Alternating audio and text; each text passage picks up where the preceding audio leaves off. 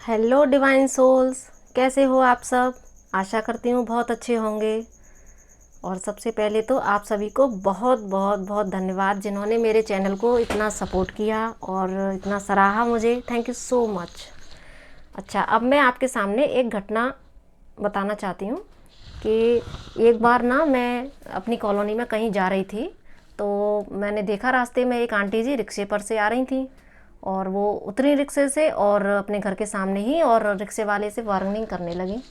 होंगे यही कोई 20-30 रुपए, लेकिन वो उससे ज़िद कर रही थी कि आप 10 रुपये कम कर लो।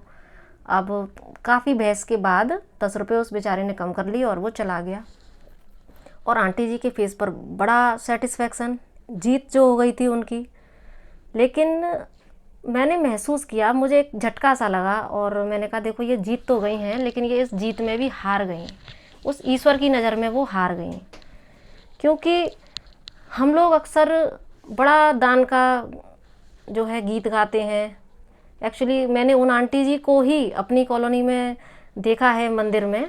तो मैं यहाँ पे पार्टिकुलर किसी आंटी जी की ऐसे बात नहीं कर रही हूँ कि मेरी कोई उनसे दुश्मनी है, बस मैं एक घटना के तौर पर बताना चाहती हूँ ये कि कॉलोनी की ही हैं। तो फिर मैंने ये दोनों ही घटनाओं में आपस में तारतम्य किया है। तो मैंने उनको देखा वहाँ पर कि वहाँ पर जो कीर्तन वगैरह होते हैं, तो जब जागरण वगैरह होते हैं तो बड़ा आपस में चंदा इकट्ठा करते हैं, तो बड़ा बढ़ चढ़ के बोलते हैं कि अरे हमने 1100 दिए, हमने 2100 दिए, कोई बोलता है हमने 5000 दिए। एक कॉम्पिटिशन जैसा होता है। तो मैंने कहा वहाँ पर किसको करना है खुश। हम भगवान को खुश करते हैं या सिर्फ लोगों को दिखाते हैं कि हमने इतना दान किया है, अपना स्टेटस दिखाना चाहते हैं वहाँ पर। लेकिन वहीं पर जो एक गरीब व्यक्ति जो इतना धूप में बेचारा उनको उनका इतना वजन अपने ऊपर लाद के लेके आया, और वो क्या उस 10 रुपये का अधिकारी नहीं था क्या? 10 रुपये कम करने से आंटी जी की संपत्ति बढ़ गई। तो ये छोटी छोटी चीज़ें हैं, लेकिन इसने मेरे को झकझोरा कि कितना हम लोग दिखावा करते हैं कि हम इतना दान करते हैं, लेकिन जहाँ दान करना चाहिए वहाँ हम नहीं करते। और दान का जो एक्चुअल फॉर्म है उसको हम समझ ही नहीं पाते हैं कि दान है क्या। क्या दान यही है कि हम मंदिरों में बड़े बड़े घंटे चढ़ाएं या बड़ी बड़ी अमाउंट चढ़ाएं? दान तो वो है ना, मैंने जितना सीखा है, जितना मेरी आत्मा ने मेरे को गाइड किया है, दान तो वो है जो किसी गरीब के चेहरे पर मुस्कान लाए, किसी जानवर के आत्मा को संतुष्टि करे, वो दान है। हम अक्सर आप लोग देखते होंगे कि हम रास्ते में जाते हैं तो कितने छोटे छोटे शॉपकीपर्स होते हैं जो चिप्स और ये सुपारी वगैरह लगाते हैं, और पानी के पाउच वगैरह आपने भी देखे होंगे। तो अक्सर वहाँ पर भी लोग ना खरीदना पसंद नहीं करते, क्योंकि वहाँ उनका जो सोशल स्टेटस है वो गिर जाएगा, है ना, अगर किसी ने देख लिया तो हम अगर दान करना चाहें ना, तो हम इन छोटे छोटे शॉपकीपर से भी ये छोटी छोटी चीज़ें खरीद कर उनके चेहरे पर मुस्कान ला सकते हैं। तो ये दान है। ये रिक्शे वालों से और छोटे शॉपकीपर से हम बार्गेनिंग करते हैं तो कहीं ना कहीं उनकी भी आत्मा को कष्ट पहुंचता है कि वो एक तो बेचारे वैसे ही हालातों के मारे होते हैं। उनका भी अधिकार है कि वो अपने बच्चों के पालन पोषण के लिए बेचारे घर से निकलते हैं। रास्ते में हमें कितने लोग ऐसे मिल जाते हैं जो साइकिल पर जाते हैं और सामान बेचते जाते हैं। और इसी बात से हाँ, मेरे को एक बार घटना याद आई कि हम लोग एक बार बर्थडे सेलिब्रेशन करके एक रेस्टोरेंट से बाहर निकल रहे थे, तो मैंने देखा कि एक साइकिल पे और एक बेचारा टॉवल बेच रहा था एक व्यक्ति, और होली के आसपास की बात है। तो हम जैसे ही निकले तो वो पीछे पड़ गया कि आप खरीद लो और मेरे बच्चे का भी, हमारी भी होली बन जाएगी। तो अब हालांकि उसकी जो टॉवल थी वो वैसी नहीं थी जो हम खरीदने लायक नहीं थी, लेकिन वो इतना बेचारा रिक्वेस्ट कर रहा था कि एकदम से आत्मा हमारी पसीजी। फिर हमने सोचा यार कितना कि हम इतने बड़े बड़े दावे करते हैं कि हम यहाँ दान कर रहे हैं, वहाँ दान कर रहे हैं, दिखा के लोगों को दान करते हैं, लेकिन अगर हम इससे एक या दो चीज़ भी खरीद लेंगे, इसकी टॉवल खरीद लेंगे, तो इसका कितना इसकी आत्मा को संतुष्टि मिलेगी। तो फिर हमने वहाँ पर टॉवल खरीदी। और ऐसी ही एक घटना एक हमारी कॉलोनी में ही, जब मैं एक बार मार्केट से आ रही थी तब मैंने देखा कि एक ढकेल पर और चाकू छुरी इस तरीके का सामान बेचने एक व्यक्ति जा रहा था। और धूप थी काफ़ी, और वो बेचारा पसीने में लथपथ, मुंह उसका लाल हो रखा था, और हम भी मार्केट से आ रहे थे। तो मैंने देखा कि अब हालांकि हम तो मार्केट से आए थे, पर्स खाली था तो हमें कुछ लेना तो था नहीं, और हम आगे निकल गए। लेकिन जब 10 कदम मैं आगे चली तो मेरे को इतना अंदर से एक आत्मा ने मुझे रोका कि रुक, क्या बड़े बड़े हम लोग दावे करते हैं, और क्या हम जो है इस व्यक्ति से एक छोटी सी चीज़ नहीं खरीद सकते, क्योंकि इतनी धूप है, कोई घर से बाहर नहीं निकल रहा है, और ये कितना निराश मन से लौट रहा था, उसके चेहरे पर जो दुख के भाव थे वो उसने मेरी आत्मा को वहीं तुरंत कनेक्ट हो गए। और फिर मैं वापस मुड़ी और मैंने उससे 2 चाकू खरीदे।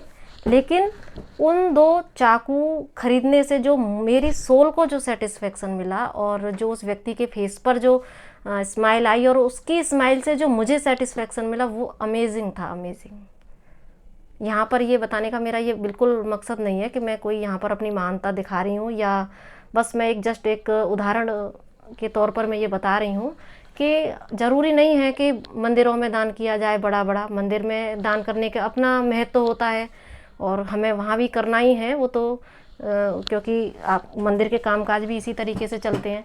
लेकिन दान कहाँ करना चाहिए, किसको करना चाहिए, ये एक बड़ी बात होती है, क्योंकि गीता में भी कृष्ण भगवान ने कहा है कि समाज के जो गरीब तबका है, जो अपाहिज है, निर्धन है, उनको अगर हम उनकी मदद करते हैं तो हम, कृष्ण भगवान बोलते हैं कि हम उन्हीं की सेवा करते हैं, प्रभु की सेवा करते हैं।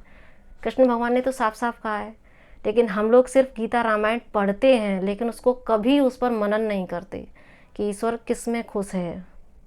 तो ये सोचने वाली बातें हैं कि हम छोटे छोटे शॉपकीपर से सामान खरीद के, और हम ये जीव जंतुओं की भी हम सेवा करके, अब गर्मियां हैं, जैसे गाय हैं बेचारी प्यासी घूमती हैं, कुत्ते हैं, जानवर ये जो घूमते हैं, हम इनके लिए छोटे छोटे जगह जगह पानी के टैंक लगा सकते हैं। तो ज़रूरी नहीं है कि हम किसी बड़े NGO से जुड़ें, या हम बड़ी बड़ी संस्थाएं खोलें कि हमें दान करना है। दान तो हम इस तरीके से भी कर सकते हैं, अपने छोटे छोटे कामों से भी हम दान कर सकते हैं। हम लोगों को अवेयर कर सकते हैं, हम एक दूसरे से बता सकते हैं कि दान का असली जो रूप है वो ये है। इस तरीके से हम मानवता के लिए छोटा सा अपना योगदान दे सकते हैं। और दान के तो बहुत सारे फॉर्म होते हैं, एक हमारा ज्ञान दान भी होता है ना। तो अभी कोई भी अगर नीडी है, कोई अगर मुसीबत में है, या कोई कन्फ्यूज़न में है, या अगर किसी को कोई रास्ता नहीं मिल रहा, तो अगर आपके 2 शब्द उसको रास्ता दिखाते हैं, उसको उसकी मुसीबत से बाहर निकालने में अगर आप सफल हो जाते हैं, तो ये भी तो आपका दान हुआ ना। और आपको खुश होना चाहिए उसमें कि ईश्वर ने आपको चुना उसके लिए, कि आप किसी की अपने शब्दों से हेल्प कर पा रहे हो। तो ये भी एक बहुत बड़ा दान है मेरी नज़र में, तो कि अगर कोई व्यक्ति आपके पास अपनी कोई समस्या लेके आता है, और अगर कोई परेशानी में उसको रास्ता नज़र नहीं आ रहा, और अगर वो आपके पास आता है और आप उसे कुछ समझा पाते हैं, उसको रास्ता मिलता है, तो मुझे लगता है कि इससे बड़ा कोई दान नहीं है। तो मेरा तो यही एक्सपीरियंस है कि दान का कोई फॉर्म नहीं होता इस तरह का कि हम जाएं और मंदिरों में बड़े बड़े दान करें, अनाउंसमेंट कराएं, लिखवाएं कि ये हमने दिया है, कि आगे आने वाली पीढ़ी इसको देखे, हमारा नाम ले। हमें नाम से बचना चाहिए मेरे हिसाब से, क्योंकि अगर हमें ईश्वर को प्रसन्न करना है तो सबसे पहले अपनी आत्मा को संतुष्ट करना है, क्योंकि ईश्वर कहीं बाहर नहीं है, वो हमारी ही अंदर निवास कर रहा है, क्योंकि आत्मा है वो परमात्मा का ही स्वरूप है। और अगर आपने उस आत्मा को संतुष्ट कर लिया, उसके मन की बात समझ ली, यानी आत्मा को अगर आपने समझ लिया, उसको संतुष्ट कर लिया, तो ईश्वर अपने आप प्रसन्न हो जाएगा। तो इसीलिए दान के फॉर्म को आप समझिए। बस इतना सा मैसेज इस घटना के माध्यम से आप तक पहुंचाना चाहती थी। अगर मेरे शब्दों से आपको ज़रा भी कष्ट हुआ हो तो मैं उसके लिए क्षमा प्रार्थी हूँ, लेकिन मेरे अंदर जो चीज़ें आती हैं तो बस बोल देती हूँ। लेकिन आपने इतने पेशेंस के साथ मुझे सुना, इसके लिए आपका बहुत बहुत बहुत धन्यवाद, और खुश रहिए। जय माता दी।